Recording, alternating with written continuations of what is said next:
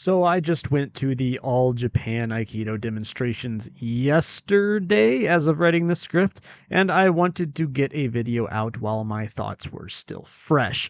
I'm going to jump into a topic that is going to seem unrelated at first, but I do promise will tie in well later in the video. And that is the business side of martial arts. This is a dimension of the space that a lot of martial artists cringe and recoil from. Especially in many traditional systems, the notion of making money from teaching is almost dirty, or at best, sort of tinted as an unfortunate necessary evil. I personally do have an axe to grind with martial arts marketing because it's a major source of many absolutely moronic takes in the martial arts ecosystem. I've been around long enough to know why every martial art is supposedly the best, how every martial art can help a smaller person defeat a larger person, and how every martial art has this long, deep record of lore that proves its practicality and so much more. I've been exposed to the marketing so much that I'm almost offended by how dumb a lot of it is. The reality, though, is that I think it's dumb because I've been doing martial arts since I was 5 years old. I know full well that really any legitimate martial art can technically produce an exceptional fighter. I know full well that perfect technique will only take you so far when faced against a person who outweighs you significantly and can bench like three of you. And as someone who did his master's in Japanese history, holy smokes, so much of the lore is really just cool stories and dubious recollections of old men. There are no sources, just trust me, bro. The fact of the matter, though, is that at the end of the day, none of that stuff really exists for me. Here is a very difficult truth for many seriously invested martial artists to stomach. This is a hobbyist industry first. Now, I'm not trying to vilify the hobbyist here. I have plenty of hobbies too that I dabble in. You just don't see me online arguing my authoritative takes about them. I would never do that. Many martial artists who are hobbyists do have that impulse for some reason, but that's not really what this video is about. My point is that hobbyists generally don't know what the heck they want when they walk into a martial arts gym. I know that sounds kind of demeaning, but I speak from experience here. People will rattle off motives of self-defense and fitness, but the truth of the matter is that most people are in it for socializing and just learning something outside of their daily grind. Because when you confront people with the fact that they probably won't be attacked in the streets and that if they are, it's not going to play out like it would in an action movie, most folks are kind of like, oh, yeah, on second thought, that kind of makes sense. When you point out that by definition, the likelihood of anyone in any given room is never going to be a high-level, internationally recognized champion, it's again like, oh, yeah, that's sort of statistically obvious now that I think about it. And finally, when you bring up that increasing your socioeconomic status is probably the number one way of increasing your likelihood that you'll be safe throughout your whole life, people again are like, yeah, that checks out. That makes total sense. It's not going to be 1,000 hours of martial arts that probably saves me from danger, but putting a similar amount of time into going for that promotion. But again, a lot of people come to the dojo for a break from thinking about how to climb the corporate ladder or whatever else, even if they do recognize that becoming wealthier and moving to a better neighborhood is probably the more realistic way to ensure their own safety. The reality is that a lot of people like the aesthetic of being a competent martial artist, but remarkably few people enjoy the process of actually achieving it, at least for its own sake. This is why I generally think people are constantly looking for secrets or new tech or new pedagogies or chasing that next new technique in their reels. Again, this is probably a really bitter pill for people to swallow, but the optimal fighting game plan is something like getting absurdly fit and getting really, really good at 2-ish takedowns, some striking, maybe one pin, a rear naked choke and armbar, and then some defensive tactics and ground escapes. Saying that out loud, it sounds like a lot of stuff, but in terms of covering it, it would probably only take a couple classes, maybe 2 weeks, and the rest of the time would be just polishing it to a level of mastery. You could probably create a very competent fighter in about a year of hitting the gym and doing what I just outlined. Let's be honest though, not many people are going to pay for that because it's just kind of boring. There isn't much variation there. It lacks complexity, and it shatters some of the mythology about a Joe Everyman being able to dominate men twice his size. Because, again, I think fitness is just so important in martial arts. I don't think you can be a couch potato and be super high level in martial arts. It doesn't mix. What makes so many martial arts champions is not just technical skill, but their ability to express that technical skill through the vehicle of phenom athleticism. But because this is a hobbyist industry, you have a market that is optimized around picking up people who, through no fault of their own, know absolutely nothing, teaching them for 6 months to a year, and then replacing them with the next wave of dabblers when the first wave inevitably never comes back to your gym to renew their subscription. And, of course, running a kids class in the background because, let's be honest, kids are the financial base of most martial arts gyms. That's just how it is. Not to harp on BJJ more than I already do on this channel, and God knows I do a lot, but I am convinced the reason for its success has very little to do with what actually happens in BJJ itself, but the narrative around the art and the way it appeals to average people. First, there is no art that is in your reels and shorts like BJJ is in your reels and shorts. If you're a young person on the internet, you can basically doom scroll just BJJ content in short form for hours on end if you curate your algorithm to do so. I know this because even though I'm not actually subscribed to much BJJ stuff, my algorithm pushes a disproportionate amount of BJJ content onto me relative to the level of investment I've indicated with my attention and interactions. I think I'm subbed to like 3 or 4 BJJ channels, like B Team, Jordan Pressinger's stuff, and maybe a couple other things like the Globetrotters channel, and that's just about it. Yet I probably am recommended 5 to 7 BJJ videos relative to, say, judo, which I will get maybe 1.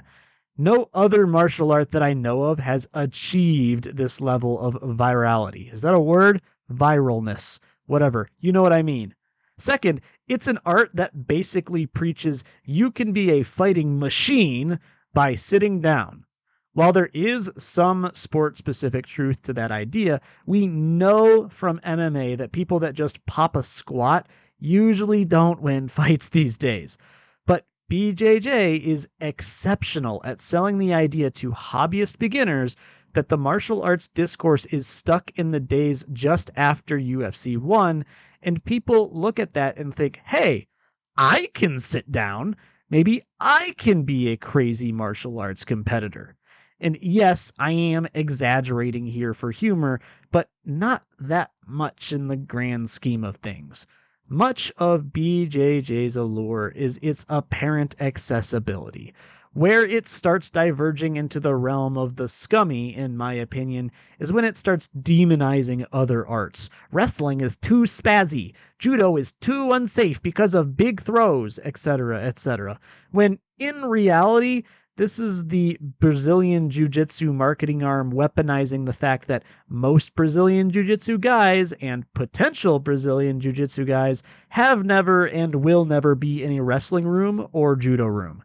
I can tell you from 17 years of experience, judo is not unsafe if you just stretch, learn to fall, and moderate training intensity. Injuries happen, sure, but welcome to every sport ever. The problem is that in BJJ, the meme stereotype is that people don't show up for warm-ups, which is sort of true, at least in my own misadventures. So if you tell those people, hey, to make judo safe, you really need to stretch and learn to fall, largely on your own time, they simply are not going to do it because they have a hobbyist level of investment. If they then get thrown in practice by a judoka and they get hurt, it will almost always be framed as, wow, judo is so dangerous. I should never take falls ever again or learn takedowns. As opposed to, maybe I should have been more prepared and taken responsibility for my own safety rather than blaming a whole art that I know basically nothing about. And finally, Brazilian Jiu-Jitsu guys will rush to the comment section of any video to defend the art, which is essentially free grassroots marketing. This is where a lot of the annoying things happen, in my experience. If we only read BJJ comments, you'd assume Brazilian Jiu-Jitsu invented everything in grappling ever. It was always in the system, bro. They defeated all major athletes in undocumented back alley fights in Brazil sometime in the 30s, and that Jesus probably had the first grappling match with Buddha in the Roman Colosseum. But again, statistically speaking, these are people who are invested enough to train twice a week, but not invested enough to actually do due diligence on these ideas and realize that a lot of the Brazilian Jiu-Jitsu mythology isn't well substantiated, especially relative to more international grappling trends across history. I can speak from my own experience. I have a lot of peers on like my Facebook page that I used to go to high school with who went through a phase where all they were posting about on Facebook was Brazilian Jiu-Jitsu. But it lasted for 4 months and they've never spoken about it again. Those are the people that are typically being targeted because they're a revolving door of money. Now, let me bring you back to Aikido and the demonstrations I went to yesterday. To be honest, and I know the martialized Aikido crowd is probably going to gasp in horror at my saying this, I think if Aikido would definitively start marketing itself as a martial performance art, it would just explode in popularity. I'm going to explain why and why I don't think it will ever make that claim, but first a little disclaimer. I am not at all polarized on the issue of Aikido being martial or aesthetic and performance-based. I know the trend is that one side of the spectrum hates the other, but I find that to be kinda silly and a big waste of time.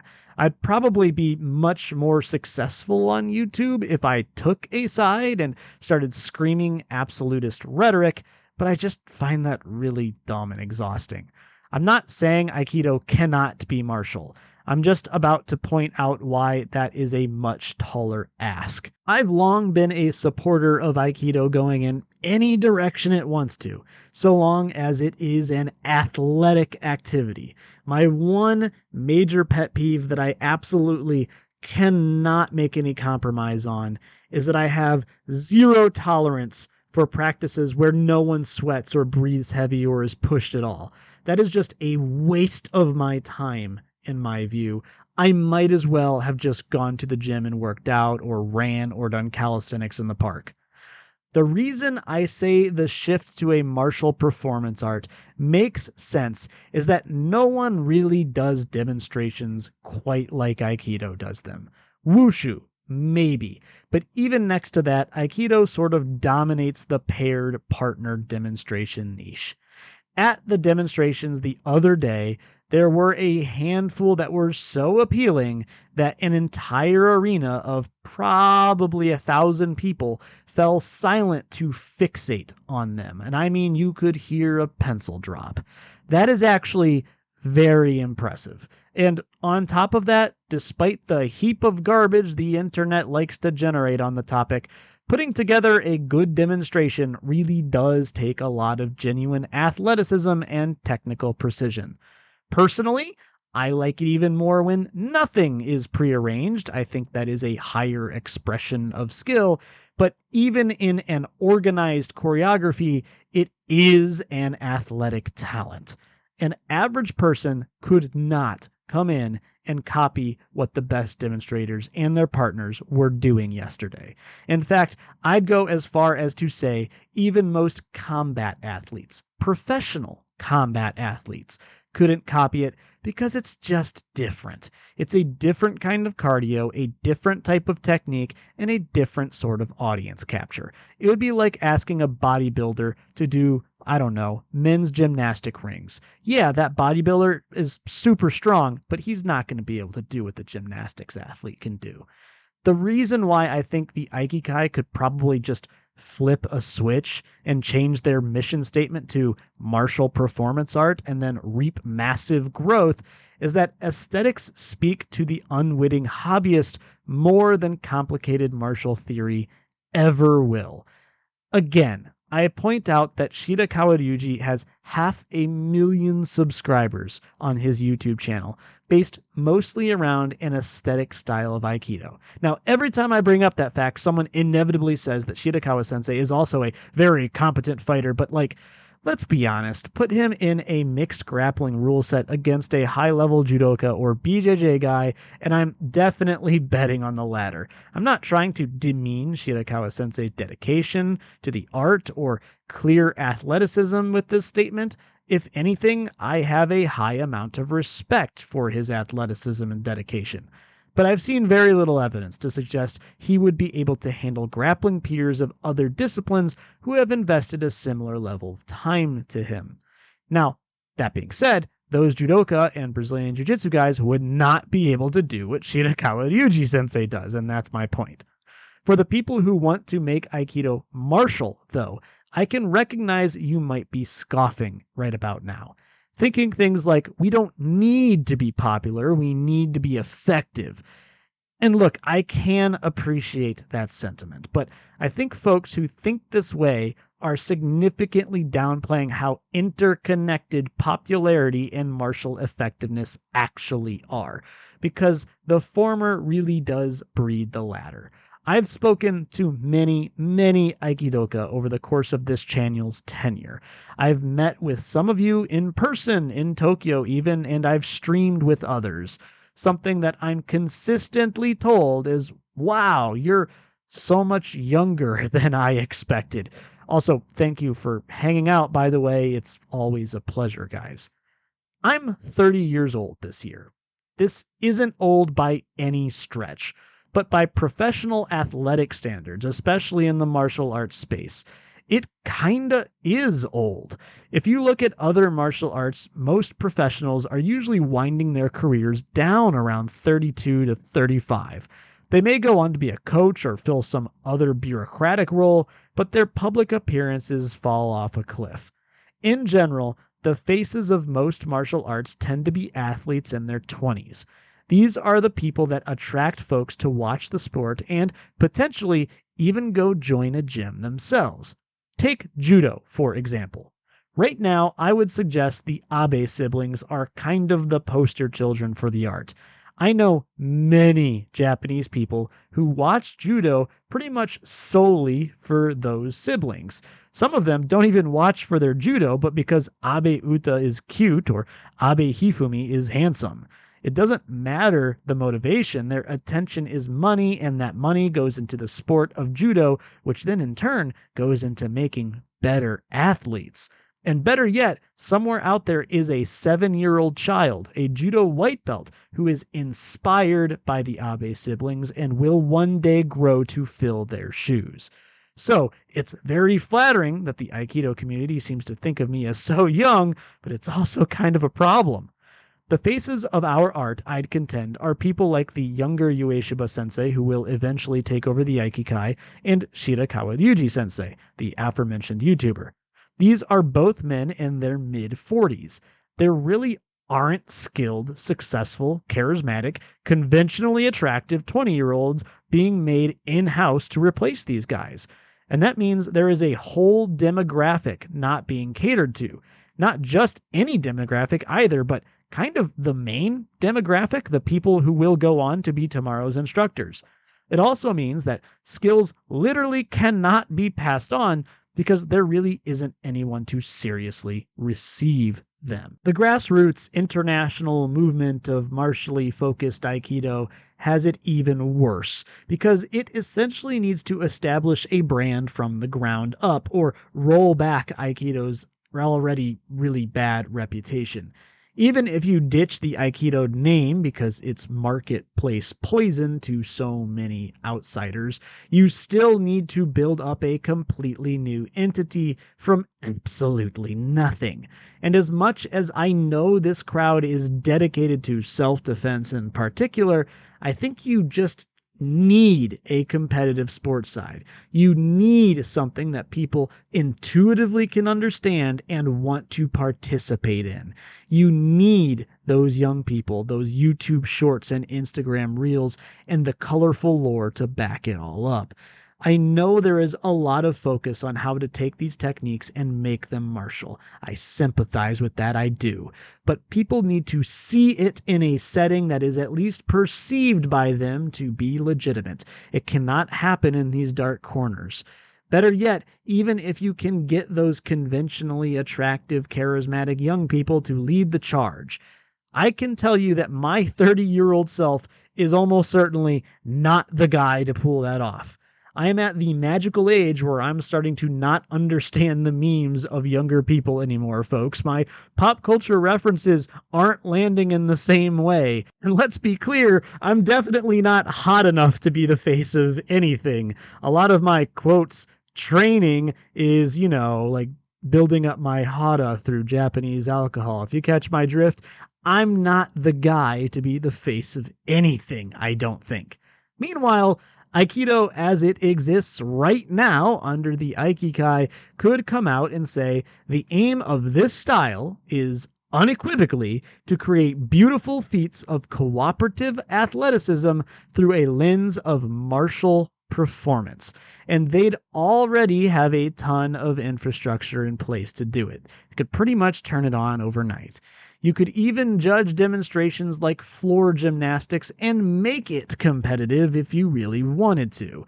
While the current faces of Aikido are a bit older, 500,000 subscribers is more than enough to kick off a renaissance if the Aikikai really wanted to and could mobilize effectively.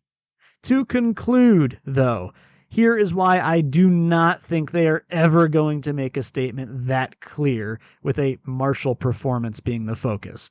To put it bluntly, it means they'd have to clean house quite a bit, and in the short term, I think they'd lose money and stir up a lot of controversy. If you come out and say Aikido is for martial performance, or heck, even for martial efficacy, then there is now suddenly an unambiguous standard for what constitutes high-quality Aikido. There would be no room for teachers who claim Aikido is actually about drawing energy from the universe and no it isn't. This is an athletic activity now with a very clear goal. You cannot do these kinds of sermon lectures in your classes anymore. You need to be making athletes. A lot of Aikido revels in the ambiguity of its end goals, which, in my view, is to its own detriment. There are many teachers here in Japan itself, and abroad, of course, who are not particularly good. They are unathletic, their breakfalls suck, they could not tap or take someone down if their life depended on it, they aren't producing students that are better than themselves, and their classes are just more like New Age sermons on spiritualism and whatever other goofiness. I don't come to a dojo for any of that. My opinion is these types should have been kicked to the curb ages ago, but I think Aikido as an institution is afraid to do it because it's been on its back foot for a while now, and in spite of everything, these kinds of goofballs do have the potential to fill up rooms with some bodies. A clear objective in Aikido would result in their alienation and likely withdrawal of membership and therefore funds. So the most probable future of Aikido is what it has been for the last 2 decades at least. No real change at all, a subtle decline, and a host of teachers looking for the mystical, magical internal secrets to make their stuff work.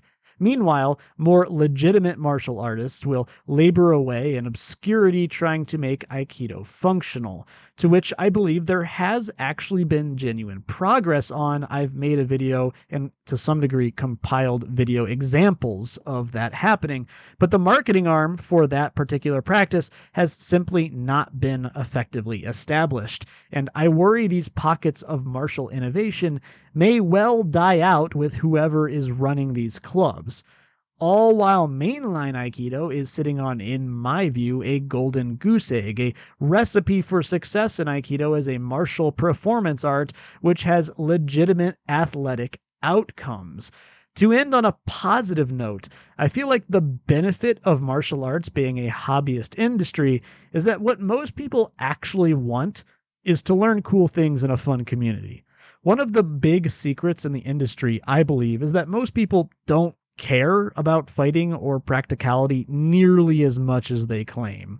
Most people want to get fit, do neat things, and build a positive reputation within an accepting social circle, either by winning competitions or otherwise.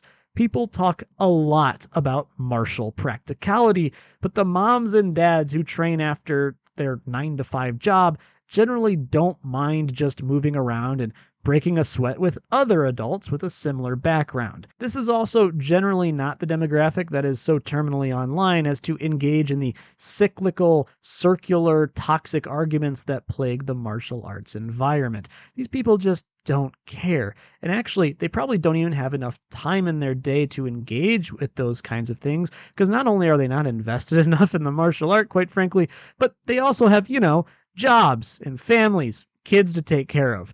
They just don't care about the arguments that happen in martial arts YouTube comment sections, and honestly, I'm almost envious. Aikido can offer all of this stuff. It can offer the social circle. It can offer the doing cool things. It can offer the getting fit. It just needs to be clear about its aims. Get rid of the ambiguity. Stop being so cowardly about it. For the less invested people, you can get that movement and socialization. You don't even necessarily have to do the big falls if you don't want to. Those have always been for more advanced people anyway.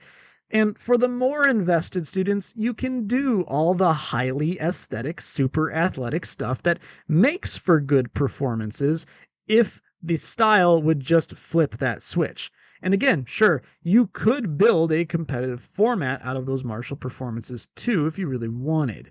I really think Aikido has fallen into this very self-defeating trap of we need to compete with other martial systems instead of just looking in the mirror and understanding what it already does very well relative to the rest of the market.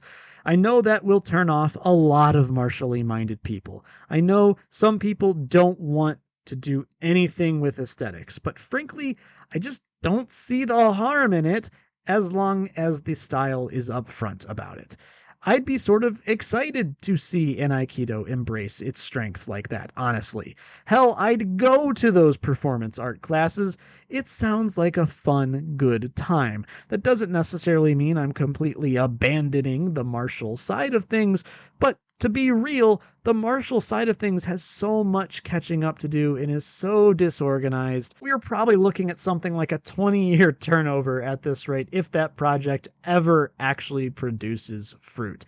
And recently, I've really been thinking, why is it that I just keep coming back to the martial efficacy side of things? I don't ever use the martial side outside of the dojo, and that's if that particular dojo actually cares about it.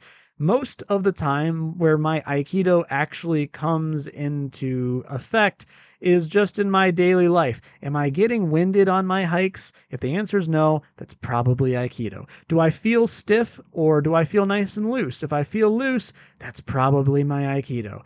Do I just feel comfortable and healthy? That's probably my Aikido. You really don't need to be super martial all the time to reap the vast majority of benefits from practicing. And I'm just going to be real with you.